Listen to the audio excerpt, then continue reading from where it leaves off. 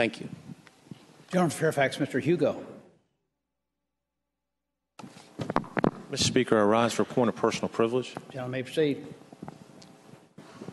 Mr. Speaker, often on this floor we take to talk about issues that are probably of minor importance, but I think probably today's issue, when we talk about the Obamacare Medicaid expansion, is probably one of the most important issues that we've dealt with in years, that we may deal with in years. And as a whole, I think the General Assembly has dealt with this in a very responsible manner in the way they've debated it, the way they've articulated it back and forth.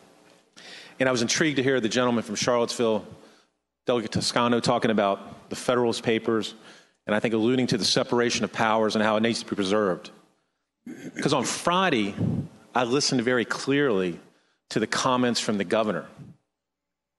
And what he talked about was going around the General Assembly.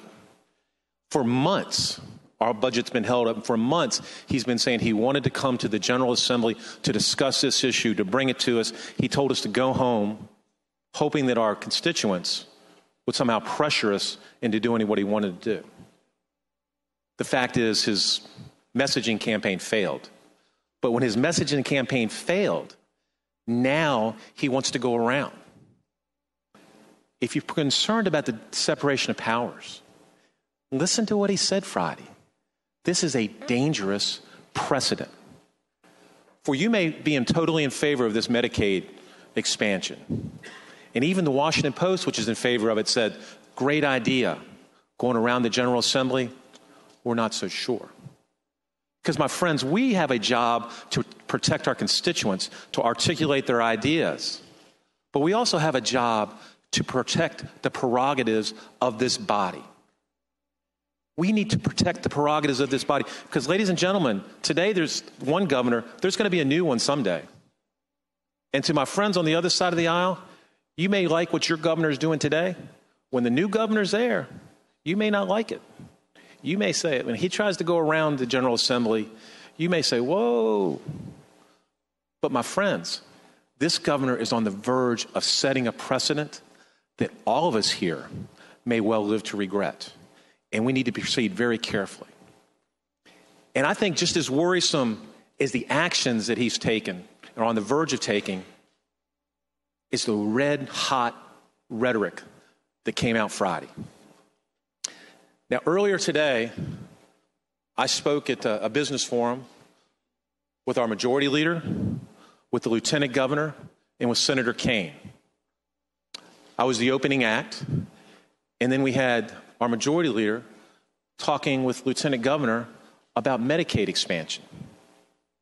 And my friends, they did it in the most forceful, articulate, but polite manner. In fact, Senator Kaine, who spoke last, got up and said, ladies and gentlemen, I want to tell you about the Virginia way, and basically said, you just saw it. These two men, Republican and Democrat, got up, went toe-to-toe, spoke forcefully, spoke with passion, but spoke civilly to each other. Even Senator Kaine brought it up in front of a whole crowd. Now, I want to contrast that civil debate between that Republican and that Democrat with what we heard the other day. Lieutenant Governor said the opponents of Medicaid expansion simply had a different opinion. You heard the majority leader say he respected your opinion, just different. Governor McAuliffe accused, in quote, people who are opposed to this of demagoguery, lies, fears, and cowardice. Let me tell you, a lot of us people wearing the uniform here, and I look around and I see on both sides, I see Mr. Delegate Howell, I know, Algie Howell, Colonel Lingenfelter, I believe you were in Iraq. I see one gentleman, Nick Rush, jumped out of airplanes, 82nd Airborne. Cowardice? Cowards? I look at one gentleman here, was 19 years old if you read his book. He went over there. He didn't want to go. He was scared, but he went instead, in spite of his fears, got shot. And we're calling this guy a coward? You know, I think the governor is a gregarious guy, and I think sometimes I've read his book, and maybe he gets carried away. But ladies and gentlemen, he's got a choice to make. Does he want to be the head of a political party? Or does he want to follow in the lineage of Thomas Jefferson? Does he want to have that white-hot rhetoric and be chairman of the Democratic National Committee or be governor of the Commonwealth of Virginia? I do hope he listens to Governor Kane, Senator Kane, who said there's a Virginia way, and we debate things in a civil manner. We go through the processes. We do things the right way. I do hope he does the right thing.